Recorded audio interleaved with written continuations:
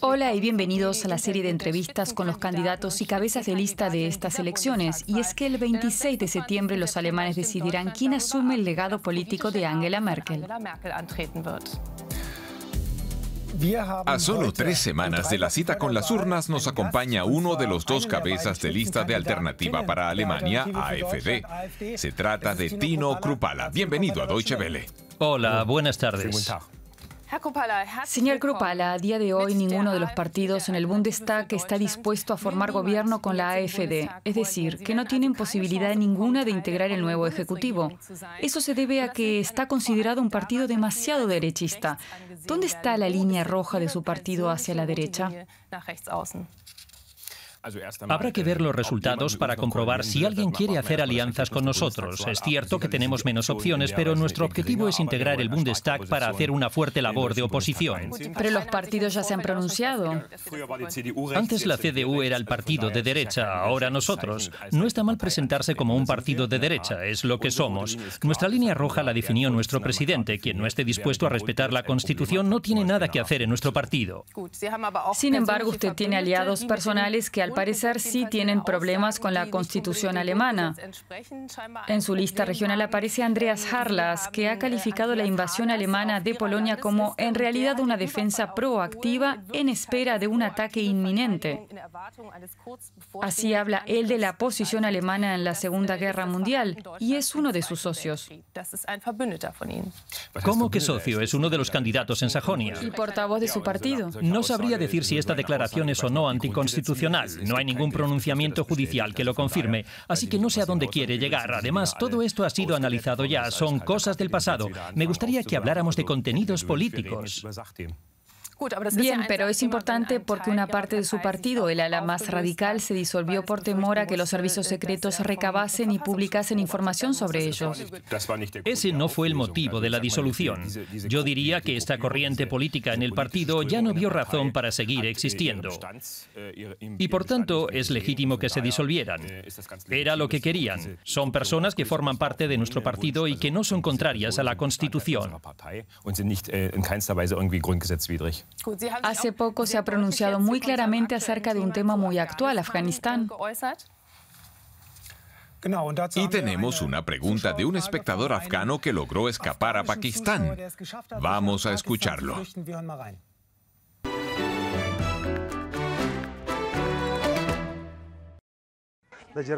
Yo quisiera saber de los líderes políticos alemanes si, dada esta situación tan terrible, Alemania acogerá a refugiados afganos. Señor Kruppala, ¿coincide usted con la línea del gobierno austríaco que desde un principio ha dicho que no va a dejar entrar a refugiados afganos? Mantenemos la misma posición como Dinamarca, que se ha expresado de manera similar. Hemos sido claros en el Bundestag. Dijimos que favorecemos conceder asilo a las fuerzas locales afganas que colaboraron con el ejército alemán. Recordemos que el asilo está limitado en el tiempo. Esto lo apoyamos y por eso nos abstuvimos en la resolución. Pero lo que hemos vuelto a ver es que entre los primeros 4.000 ciudadanos afganos que ha traído Alemania, solo 136 son colaboradores. El gobierno prometió algo distinto, pero ha vuelto a mentirnos. Pero, señor Kruppala, estamos hablando también de la imagen que tiene Alemania como país humanitario, un país que siempre ayudó. ¿Significa eso que considera que no tenemos ninguna responsabilidad con los 4.000 que ha mencionado? Resulta curioso atribuir o dejar de atribuir responsabilidad humanitaria a Alemania. Somos uno de los países que más refugiados acogió durante la última crisis migratoria. Fueron 1.600.000, y es la razón por la que en Alemania hemos tenido tantos problemas sociales. Por eso afirmamos que la ayuda sobre el terreno en Pakistán o en Irán es mucho más eficaz para apoyar a esas personas y mucho más barata. Diga concretamente dónde ve la responsabilidad de Alemania ahora mismo. Ha mencionado las fuerzas locales. Alemania siempre suma un plus porque también corren peligro sus familiares. ¿Cómo lo ve usted? Así está definido. Se trata justo de esas personas. Cada uno más 4 o 5. Sí, lo que es la familia. Y a pesar de todo tienen que presentar una solicitud de asilo en Alemania. Tenemos leyes que hay que respetar. Y si la ley no contempla su caso, estas personas tendrán que ser deportadas consecuentemente a su país. Según el gobierno, hablamos de 40.000 personas. ¿Lo aprueba? No lo apoyo porque no tiene nada que ver. Cuando hablo de 135 o 300 colaboradores que el ejército alemán tiene que sacar y lo multiplico por 5, no obtengo 40.000. Otra vez está abriendo una compuerta y eso es lo que no queremos. La ayuda sobre el terreno es mucho más importante. Ahora tenemos 30.000 afganos en el país que no tienen derecho a permanecer y que deberían ser deportados inmediatamente. Empecemos por ahí antes de acoger a más afganos. No puede comparar estos grupos. La gente huye de una situación de peligro extremo. Pueden huir, pero la ayuda sobre el terreno en los países vecinos es más importante. No podemos establecer rutas de escape hacia Alemania. O sea que necesitan ayudas en Pakistán. Se puede mejorar, y esa es nuestra tarea y obligación. Es la obligación de todos los europeos y estadounidenses, por cierto. Ellos son los que han provocado todo este lío. Y repito, esta guerra y la invasión de Afganistán son ilegales desde el punto del derecho internacional. Esto hay que debatirlo también, ya que andamos impartiendo clases de moral por todo el mundo. Fue una reacción de la alianza de la OTAN. Ustedes siempre votaron en contra. Si miramos hacia el futuro, ¿seguirían votando en contra de misiones en el extranjero? No respaldaremos misiones en el extranjero que no cuenten con el mandato de la ONU. Hablemos entonces específicamente de las personas que huyen y buscan la protección de Alemania, que han trabajado para organizaciones de este país. ¿Cómo definiría a los colaboradores locales? Por ejemplo, los traductores que apoyaron al ejército. No quiero hablar de las ONGs porque si ampliamos el concepto no podemos verificar nada. ¿Quién nos garantiza que fueron colaboradores? ¿Y si trabajaron para una fundación alemana, es ampliar demasiado el concepto? Habría que ver qué han hecho. ¿Traían por las mañanas los huevos o la leche para desayunar? Eso para mí no es colaborar. Pero el tiempo es ahora un factor clave. El 50% ni siquiera quiere venir a Alemania, así que este debate... ¿En qué se basa para decir eso? Es una cifra del Ministerio de Asuntos Exteriores. Pero no de las últimas semanas, es una cifra antigua. Es una cifra que dio Exteriores hace 14 días. Demuestra que no hay tal necesidad. Como les decía, lo que no queremos es una nueva ola de refugiados, tampoco de Afganistán. Además, hay que tener en cuenta que los afganos constituyen el grupo más numeroso en este país de personas responsables de actos criminales y de violencia. Eso hay que decirlo. Eso no es cierto. Claro que sí. No es verdad. Ya lo creo. Según un estudio de Baja Sajonia, los afganos no encabezan las estadísticas de criminalidad. Yo soy político alemán, represento a mi gente en Alemania y soy responsable de la seguridad dentro de este país. Es mi prioridad. Después podemos hablar de Afganistán. Pero entonces denos cifras concretas y no lo diga así sin más. Es usted quien dice que no es cierto. No, no lo he dicho. Usted lo ha dicho. Hemos dicho que un criminólogo de Baja Sajonia ha confirmado que... Tenemos estadísticas sobre criminalidad que le puedo hacer llegar y tenemos a 30.000 afganos que tienen que ser deportados. ¿O acaso niegan también esta cifra?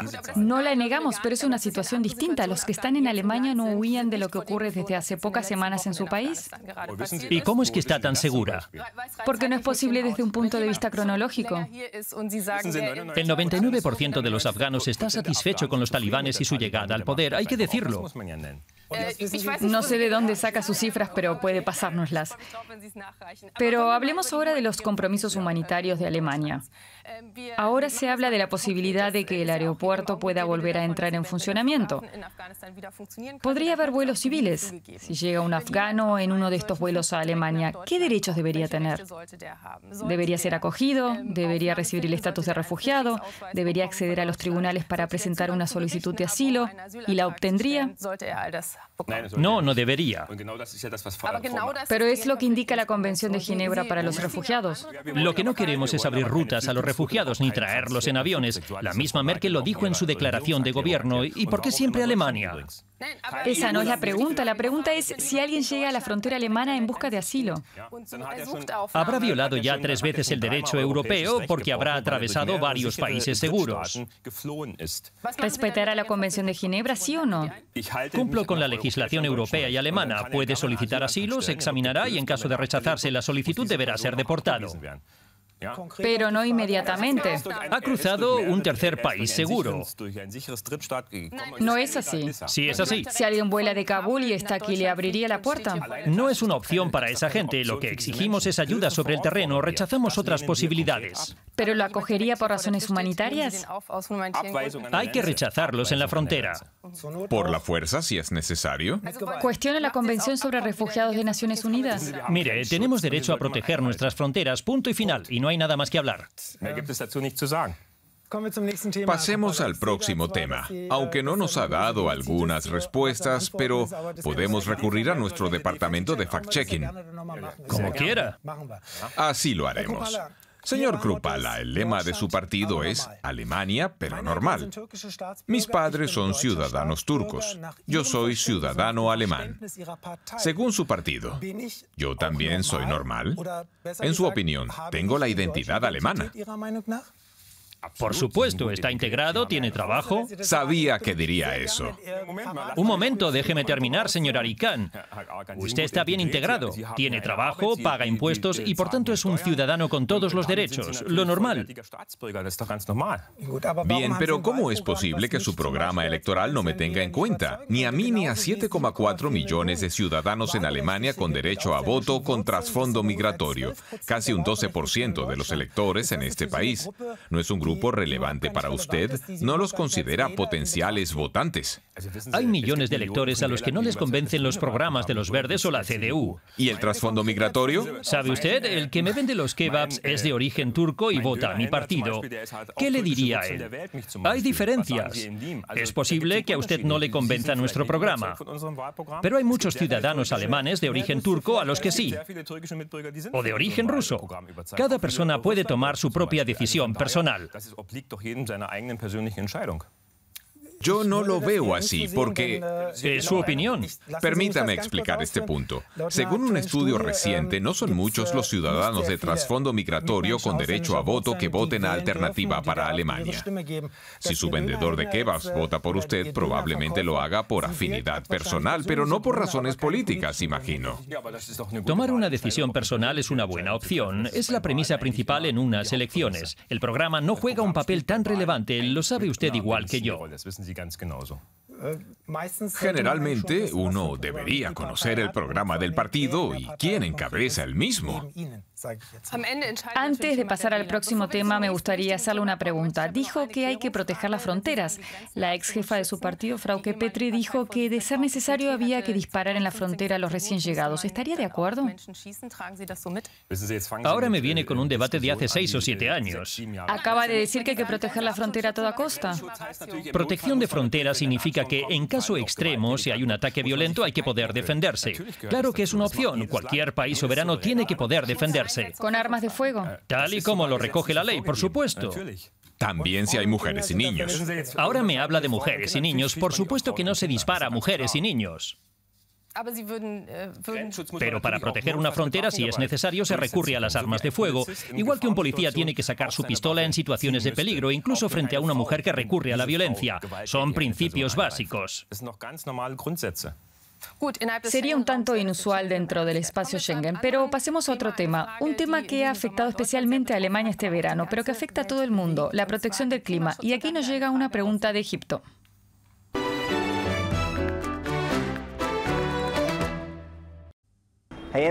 ¿Qué harán ustedes con respecto al cambio climático? Estamos viendo las repercusiones en los incendios de Argelia o las inundaciones de Japón.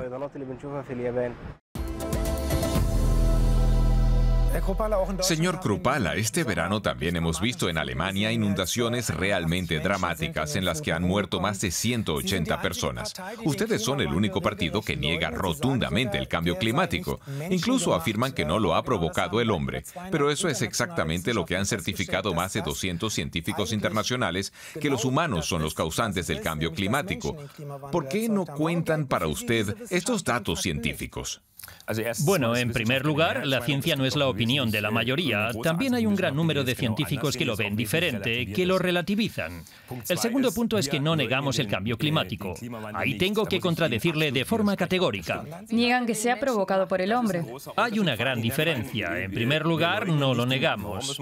¿Por qué hay que usar la palabra negar? Decimos que la influencia humana en nuestro clima es pequeña y que la responsabilidad alemana es aún más pequeña. No negamos el cambio climático.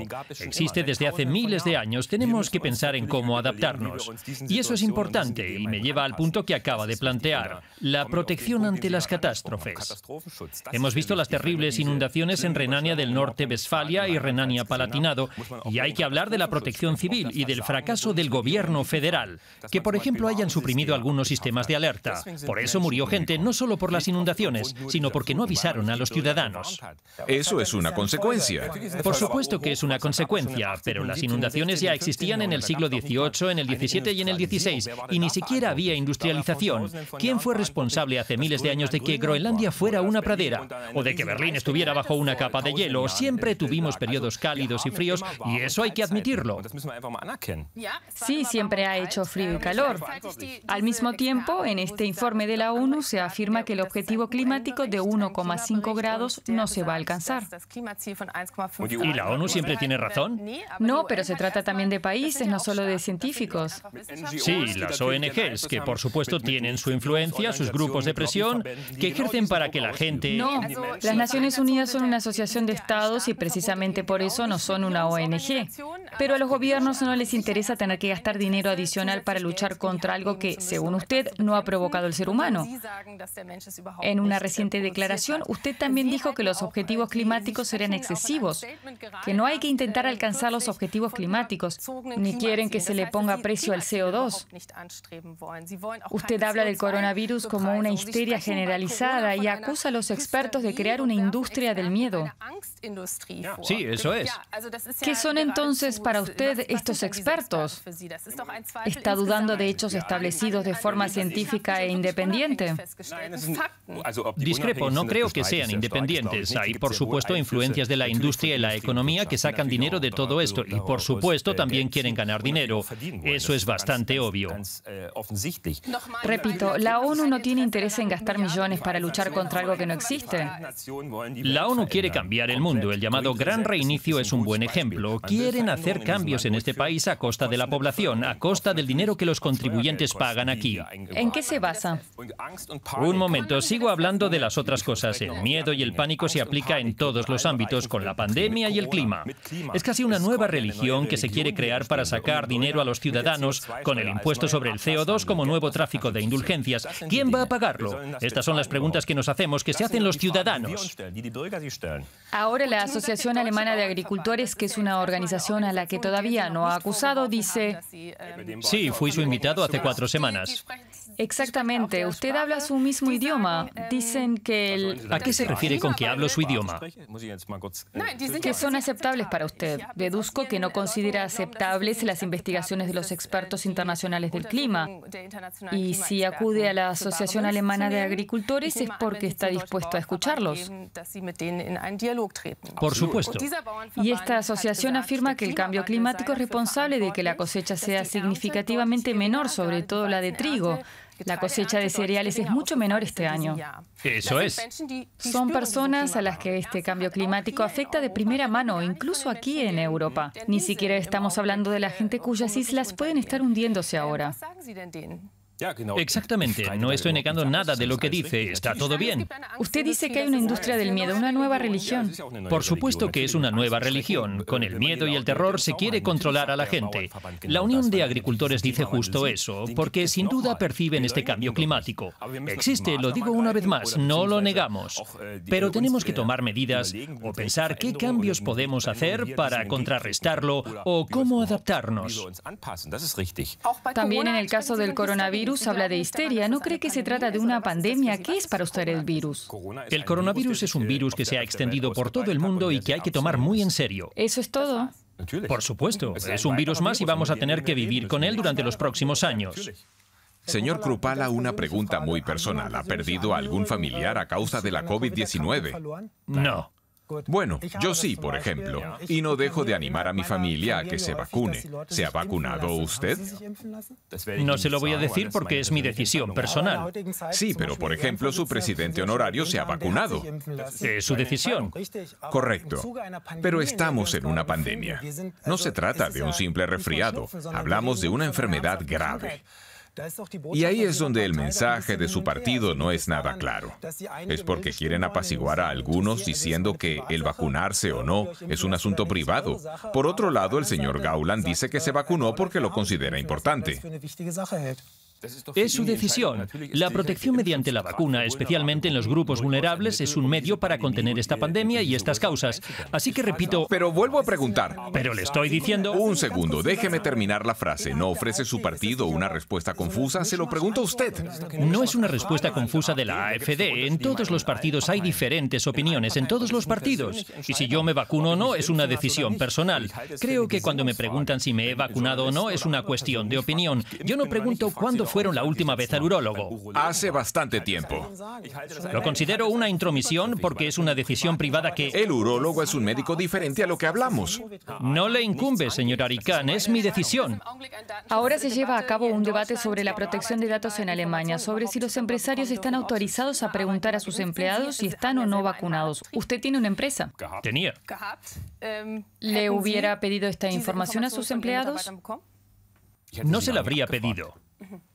¿Y si su personal se hubiera contagiado y hubiera tenido que cerrar la empresa, qué habría hecho?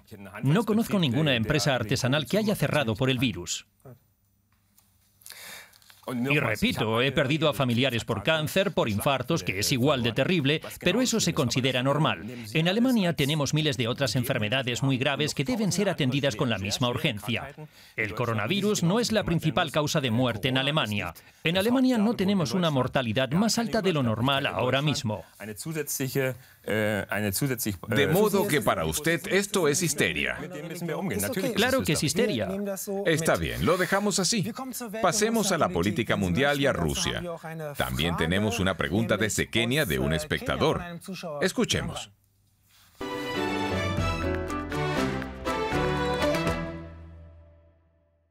Si estuviera en el poder, ¿cómo cambiaría el mundo de forma positiva?